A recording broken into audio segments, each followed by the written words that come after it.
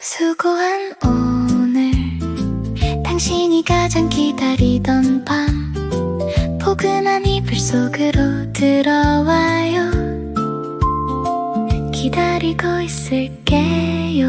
이불 덮고 수다. 안녕하세요. 이불 덮고 수다의 소곤소곤입니다. 오늘은 이런저런 가볍게 그냥 대화를 나누면 어떨까 싶어서 누워서 얘기를 해보려고 해요. 다들 이불 덮고 얼른 누워요. 업로드 주기가 조금 늘어졌죠? 죄송합니다. 원래 주기적으로 이 콘텐츠를 올려야지 이렇게 계획을 세웠는데요. 요즘 제 근황이나 아니면 만나는 어떤 사람들이 너무 한정적이어서 그런지 막 얘기하고 싶은 주제가 떠오르거나 그런 게 없더라고요. 그렇다고 해서 대충 만들어 올리기는 싫고 그래서 살짝 늦게 왔어요. 근데 그렇다고 해서 오늘도 대단한 주제를 가지고 온 건 아닙니다. 근데 그랬더니 장마철이더라고요. 언제? 다들 그동안 어떻게 지내셨나요? 저는 여전히 결혼 준비를 하고 있고요. 요즘은 그게 조금 더 메인 일상인 것 같아요. 그러니 얼마나 얘기할 게 없겠어요. 제 핑계가 너무 이해가 되지 않으시나요? 그래도 이제 몇 주 사이에 있었던 일들을 좀 얘기를 하자면 이 집에 물건들이 조금씩 들어오고 있어요. 제가 신혼집을 구했다는 얘기를 여러분들께 했었나요? 예! 지금까지 산 거는 매트리스, 침대 프레임, 행거, 그리고 가전제품입니다. 얼마 전에 고객 감사 할인을 한 브랜드가 있었어요. 거기서 냉장고랑 세탁기 타월을 샀습니다. 근데 엄청 밀린 거 있죠. 그래서 8월 말에나 들어오더라고요. 집 앞에 빨래방이 있어서 다행이라는 생각을 하면서 또 천천히 물건들을 옮기면 되겠다 싶어요. 그리고 또 얼마 전에는 링링 언니한테 다녀왔거든요. 혹시 링링 언니를 아시나요? 언젠가부터 제 인스타 돋보기에 조금씩 나오셨는데 글쎄 얼마 전에는 유명 프로그램, 예능 프로그램에 나오셨더라고요. 근데 거기가 귀걸이 침 아니면 그 귀걸이 뒷꼭지 같은 그런 자잘한 금도 매입을 하시고 또 은 제품 같은 것도 은 전문가가 있대요. 그래서 집에 한 짝씩 있는 그런 귀걸이가 저도 있고 또 이렇게 막 은이거나 은 같지 않은 그런 액세서리들도 있어가지고 기회가 되면 한번 가봐야겠다 이런 생각이 들었던 곳이거든요. 그래서 아침에 일찍 일어난 어느 날 홀리스타를 갔다가 안 쓰는 주얼리들을 들고 종로에 갔어요. 11시 오픈이래요. 제가 10시쯤 갔거든요. 근데 이미 기다리시는 분들이 계단을 삥 둘러서 줄을 서 계시더라고요. 그래서 그냥 쭈뼛쭈뼛 그 끝에 서 있으니까 계단에서 단발머리의 어떤 직원분이 빼꼼 얼굴을 꺼내시더라고요. 혼자 오셨어요? 이렇게 물어보셨어요. 근데 되게 모델 같으시고 엄청 친절하시더라고요. 그날 막 사람도 되게 많고 요구사항들도 엄청 많고 질문도 계속 있었는데 그거를 엄청 웃으면서 다 하나씩 받으시고 대답을 해주시더라고요. 그래서 잘 되는 이 가게가 잘 되는 이유가 있구나 이런 생각이 들었답니다. 아무튼 아직 오픈 전이니까 이따가 오픈하면 주의사항 알려주겠다 하시고는 사라지셨어요. 근데 제 뒤로도 줄이 계속 이어지더라고요. 그래서 오픈을 하면 그 매장 진열대를 따라서 다시 또 삥 둘러 앉아요. 근데 제 앞에 이미 한 8에서 10팀 정도 있더라고요. 근데 그게 줄이 적은 편이래요. 그래서 매장에 들어가기 전에는 뭔가 좀 피곤하고 그리고 약간 화장실도 가고 싶고 그래서 다음에 다시 올까 싶었는데 막상 매장에 들어가니까 금방 링링 언니를 만날 것 같은 거예요. 그래서 그냥 기다렸거든요. 근데 결론적으로는 10시에 가서 2시에 나왔어요. 근데 좀 힘들더라고요, 저는. 계속 앉아 있어야 되고, 또 대화가 길어지시는 분들이랑은 아마 더 대화를 하시겠죠? 그날 조용한 손님들이 많이 왔다고 했음에도 불구하고 대기 시간이 되게 길더라고요. 그래서 제가 나올 때에는 이미 그날은 마감이 됐다고 막 사람들을 돌려보내는 직원분들의 목소리를 또 들었어요. 그래서 그냥 자잘자잘한 금이 있어서 믿을 수 있는 곳에서 내가 팔고 싶다 하면은 추천을 드릴 것 같은데 그냥 저는 다른 데 가려고요. 그래도 요 근래에 겪었었던 일 중에서는 가장 흥미로운 일이었어요.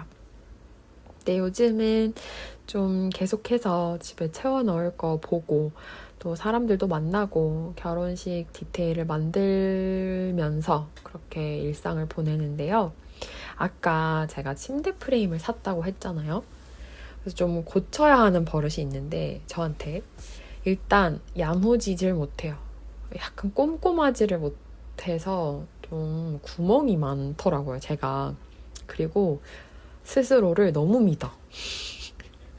내 남자친구가 제 남자친구는 라쏘 캐릭터를 좀 닮았어요. 그래서 그를 지금부터 라쏘라고 부르겠습니다. 아무튼 제가 프레임을 살 때 라쏘가 대신 주문을 해줬거든요. 매트리스는 제가 결제를 해서 주문서는 저한테 있었고요. 라쏘가 그 프레임을 살 때 매트리스 사이즈 뭐야? 이렇게 물어봤어요. 근데 여러분들이라면 어떻게 대답을 하실 거예요? 아마 주문서를 확인하고 대답을 하실 것 같아요. 여러분들이라면. 근데 저는 그냥 몰라. 그 머릿속에 그 사이즈가 왜 들어있었는지는 모르겠어요. 그냥 1800에 2000이야 이렇게 얘기를 한 거예요. 그냥 그거겠거니. 왜냐하면 홈페이지에서 본 사이즈기도 했고 그냥 어디 매트리스를 막 보러 갔을 때도 이거 1800에 2000 정도 돼요. 막 이런 얘기를 해서 그냥 그렇게 믿은 거예요, 제가. 벌써부터 답답하신가요? 참아주세요. 근데 라쏘가 맞아? 확실해? 이렇게 다시 물어봤거든요. 그때라도 주문서를 확인했어야 했어. 근데 그냥 확신을 갖고 응! 그렇게 얘기를 한 거예요. 그래서 그 결과 어떻게 됐게 안 맞는 거예요.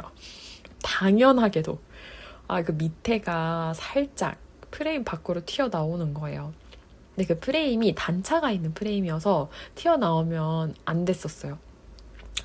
네, 뭐 교환은 할 수 있죠. 시간과 돈이 들 뿐.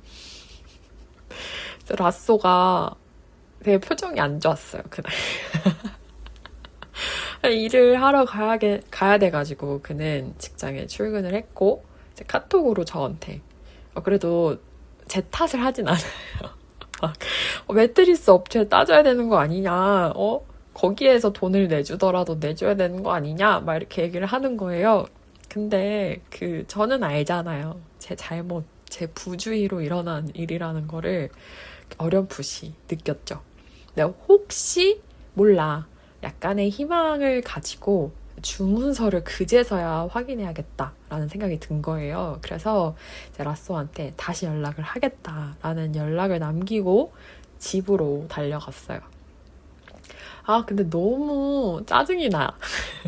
주문서에 당연히 1800에 2075라는 사이즈가 적혀 있는 거예요. 진짜 스스로도 너무 싫은 거예요, 제가. 그래서 그날 좀 라쏘와 저는 서먹한 사이로 하루를 보냈답니다. 뭐 지금은 이미 그분한테 얘기를 해가지고 말을 해도 상관은 없어요. 근데 그냥 조금 그날 약간 기분이 울적했던 이유는 라쏘는 감정적이 되면 약간 이렇게 떨어져서 감정을 풀더라고요. 화를 내진 않아요. 근데 그렇다고 이렇게 막 옆에서 그거를 막 이렇게 얘기로 푸는 스타일도 아닌 것 같아요. 그러면은 그 상황과 문제 앞에서 저는 혼자가 된 느낌을 받는 거예요. 차라리 화라도 내줬으면 좋겠어. 근데 그러질 않으니까. 그래서 너무 혼자가 되는 느낌이다. 뭐 이런 얘기를 하긴 했지만 어쨌든 그날 라쏘가 저한테 결혼 준비가 혹시 많이 귀찮아? 약간 이렇게 카톡을 보냈었어요. 그래서 당황스러운 거지 나는. 그래서 No, that's so 오해 이렇게 얘기를 하면서 서운하다. 내가 그러면은 이런 일을 내가 하겠냐 막 이런 카톡을 이제 서로 주고 받았는데요. 아무튼 만나서 전화로 하거나 만나서 얘기를 하거나 전화로 해도 될 이야기를 막 그렇게 카톡으로 했답니다. 근데 그냥 어쨌든 그 일들을 좀 겪으면서 또 몇 번 있었어요. 이런 구멍 같은 구멍. 저의 구멍을 계속 보여주는 일이 좀 있었어. 그래서 나 확실히 이 버릇을 고쳐야겠다. 이런 생각을 좀 했고요. 꼼꼼해질 필요가 있다라는 생각을 아주 세게 한 그런 해프닝이었습니다. 근데 귀찮았던 건 맞는 것 같아요. 이게 돌이켜서 생각을 해보니까 저는 인테리어, 가구, 가전 뭐 이런 거 고르는 게 사실 너무 힘든 거예요. 근데 그도 그럴 게 라쏘가 취향이 너무 분명해요. 저는 그냥 대충 이런 거 그냥 깔끔한 거 어때? 이렇게 하면은 막 자꾸 다른 사진을 보내줘요. 그러니까 싫다 이거죠. 그는. 그러니까 내가 고르는 가전, 내가 고르는 가구들이 다 반려가 된단 말이에요. 그러다 보면 어쩔 수 없이 수동 모드가 될 수밖에 없어요. 그래서 요즘에는 그냥 라쏘가 더 잘하니까 라쏘가 골라 이렇게 얘기를 해요. 그러면 웃기만 하더라고요. 네, 애야, 나 진심으로 얘기하는 거야. 골라주겠니? 그렇게 이제 그날 그렇게 시간을 좀 보내고 그래도 같이 만나가지고 행거 설치도 하고 막 저는 돌아다니면서 쓰레기 정리하고 집에 데려다 주고 그렇게 잘 마무리를 했습니다. 맞춰가야 하는구나를 라쏘도 배웠다고 하더라고요. 미안하기도 하고 되게 고마웠어요. 친구들이 요즘에 이렇게 만나잖아요. 청첩장 모임을 하려고 만나면 이런 말을 들어요. 어떻게 결혼을 결심했냐 이런 얘기를 하는데요. 근데 생각을 해보니까 약간 서로 기대를 안 하는 것 같아요. 근데 이거를 제가 라쏘한테 얘기를 하면 아니 나 기대하는 거 있는데? 이렇게 얘기를 할 거거든요. 100%. 근데 그쵸. 뭐 앞으로 이제 점점 뭐 부모 역할 아니면 배우자 역할, 책임 이런 거에 대해서는 서로 더 기대를 하면서 살아가겠지만 막 여자, 남자로서의 어떤 기대 이런 거는 잘 안 하는 것 같아요. 저도 그렇고 라쏘도 그렇고 그냥 그 행동을 해도 안 해도 라쏘 해도 안 해도 소곤 그러니까 이런 게 좀 있는 것 같아요. 그러니까 이미 실망할 것도 없고 그런 느낌 아직 많이 안 해봐서 그런 걸 수도 있어요. 근데 확실히 제가 막 짝사랑 전문가였다고 했잖아요. 근데 이전에 해왔던 어떤 감정 그리고 예전 연애 상대한테 했던 어떤 기대 이런 것들을 제가 잘 안 하더라고요. 상대한테. 그렇다고 해서 상대가 뭐 떨어진다거나 아니면은 막 설레지 않는다거나 이런 건 아니지만 그냥 진짜 있는 그대로 받아들이는 연습을 되게 만났을 때부터 했던 것 같아요. 그게 그렇게 어렵지 않았던 것 같아요. 그러다 보니까 서로 그런 게 좀 있으니까 자연스럽게 다음 스텝을 결정하는데 도움이 된 거 아닐까 이런 생각을 하게 됐습니다.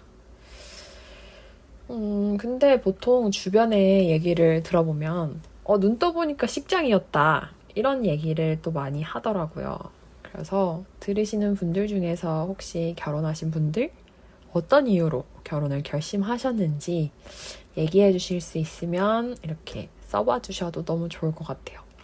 문득 궁금하네요. 그래서 요즘 저의 근황은 이러하고요. 이런 일들의 연속이에요. 근데 요즘 하고 있는 거는 뭐냐라고 물어보시면 일단 저는 소설 작업을 아직도 하고 있어요. 각 잡고 하려고 하면 또 막 갑자기 다른 일이 생기거나 막 약속들이 생기거나 해서 집중력이 떨어지기도 하는데요.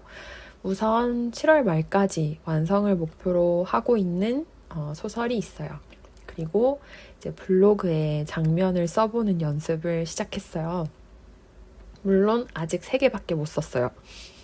근데 소설 쓰면서 장면을 만드는 게 얼마나 중요한지를 피드백을 들어서도 알게 됐고, 또 제가 썼던 소설들을 다시 막 보면서 스스로 느끼기도 하고 그랬거든요. 그래서 3월, 4월, 5월은 고전 소설도 막 찾아봤고요. 정유정 작가님이 어떤 인터뷰에서 그런 얘기를 하시더라고요. 나는 되게 불친절한 글을 싫어한대요. 그래서 그냥 그 독자들을 상황에 던지고, 아니면 뭐 예를 들어 시체가 있었다 뭐 이런 문장보다 시체를 안겨주고 싶다 이렇게 얘기를 하셨었어요. 독자한테 냄새, 질감, 무게 다 느끼게 하고 싶다 이런 얘기를 하신 영상이 있어서 정유정 작가님 소설도 되게 한동안 찾아봤어요.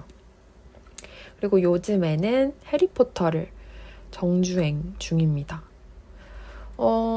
근데 진짜 작가님들마다 다 달라요. 그 쓰는 게 너무 재밌고 신기하더라고요. 버지니아 울프의 자기만의 방을 봤을 때는 약간 그냥 혼자 계속 그 어떤 사고의 흐름, 내면의 흐름을 계속 이렇게 따라가요. 근데 그게 줄줄줄줄줄 장면이 이렇게 흘러가듯이 나오거든요. 하나도 어색하지 않는 거예요. 그리고 정유정 작가님은 확실히 심리 묘사를 굉장히 잘하시고 또 엄청 구체적이에요. 그 장소 묘사나 뭐 어떤 사건의 흐름 이런 것들이 굉장히 구체적이고 친절한 글이더라고요. 그리고 해리포터는 정신이 없어요. 그러니까 뭐 예를 들어서 한 장면에 뭐 론의 방이에요. 그럼 론이랑 해리포터가 막 대화를 하고 있으면 갑자기 뿅! 조지와 프레드가 순간이동을 해서 나타나고 막 그 옆을 크룩싱크가 막 지나다니고 문이 열리면서 위즐리가 튀어나오고 약간 그런 정신없음이랄까? 근데 결국에는 어떤 한 장소에서 벌어지는 그 상황과 대화와 또 내면의 어떤 독백과 이런 것들이 잘 어우러져서 장면을 만들더라고요. 그러다 보니까 그 안에 있는 느낌이 굉장히 많이 나요. 그래서 장면을 쓰는 방법이 이렇게 다르고 심리나 어떤 내면을 쓰는 방식도 이렇게 다르구나를 소설 보면서 많이 느끼고 있는데요.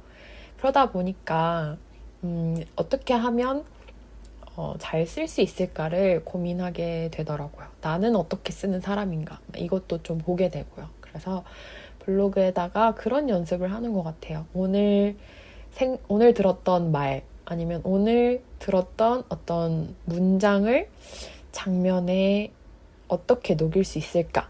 그리고 오늘 들었던 느낌, 예를 들어 불쾌, 찝찝, 분노, 슬픔, 막 이런 것들을 어떻게 장면에서 말하지 않고 보여줄 수 있을까?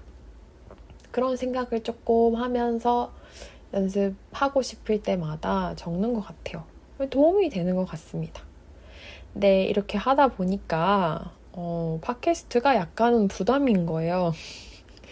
제가 이런 결과물을 만들지만 그래도 꽤나 품이 들거든요. 일단 주제랑 하고 싶은 어떤 말을 정해야 되고, 대본을 써야 되고, 녹음을 하고, 편집하고, 이어붙이고, 막 그림도 그리고 이렇게 하다 보면은 하루가 그냥 이렇게 지나가더라고요. 그래서 좀 미뤘어요. 그래도 놓지 않고 계속 생각날 때 찾아오도록 하겠습니다. 그리고 약간 결혼을 맞춰야지 좀 이야기 주제가 다양해지지 않을까 싶어요. 소설 완성되면 또 하고 싶은 얘기가 있을 것 같고, 공모전에 넣으면 또 하고 싶은 얘기가 있을 것 같고, 취업 준비를 그때는 본격적으로 더 하겠죠? 그러면 또 해야 할 말들이 많을 것 같고, 가을이 얼른 왔으면 좋겠네요. 그러면 우리 또 금방 만나요. 그때까지 하루하루 행복하시길, 또 기쁨이 가득하기를 바라겠습니다. 그럼 안녕.